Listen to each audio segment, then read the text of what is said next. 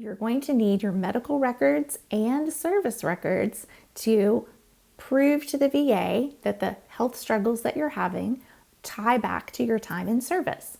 Now, if you're anything like me, I have zero idea where my medical records are or if I even got them when I left the Navy, in my case, the Navy. So I requested my medical and personnel records online. You can do that as well. This video will help you. So now it's time to request our military service records. You're going to want to start a request online at the website that is linked in the show notes. This will give you access to your DD-214 if you need that, your official military personnel file, which would be like any evaluations that were done on you, or like, hey, you did a good job, or hey, you need to work on this, that kind of thing. Medical and health records, which is the big thing that we need right now for filing a claim. But all of this is important, and I would recommend that you request all of this, right? While you're at it, why not get it all? Okay, so we're going to start a request online. Then it takes us to whether we want to check the status of an existing request or make a new request. So we're going to make a new request. Now you're just going to fill in some basic information about whether you're the veteran or next of kin or some other interested party, whether you're requesting about former military or current military service, and then what branch of service, were you active, were you reserve, officer, or enlisted, all of that. Now, the last one is a little tricky. This says, which of these categories best describes why you're requesting the records? And then the drop-down menu gives you a bunch of options. So I've gone ahead and tried several of them just to see what happens. Okay, so if you click on benefits, then it gives you this box which tells you, hey, this is what we're going to include because you want your records for benefits. So this is what we're going to give you. So it lists everything right there. If you click medical, that you want you're requesting records for medical reasons, then it's going to ask you if you want outpatient or inpatient treatment records.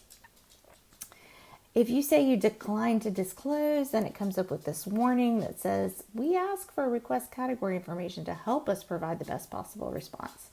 It will in no way be used to deny your request. Okay, so just pick one, and I'm going to tell you or show you later how you make sure you get everything. Okay, so pick the one that feels best for you, and then now you're going to fill in a whole bunch of information like first and last name, service number, date you entered service, date you left service, all the things. And then it comes to what type of report of separation are you requesting? So you're going to ask for undeleted. And then under comments, you're going to say you are requesting everything, the complete service record, everything. And then you'll give your mailing address, who you are. If you're requesting on behalf of someone else, you have to say who you are, and then type your name as a sworn statement that you are who you say you are.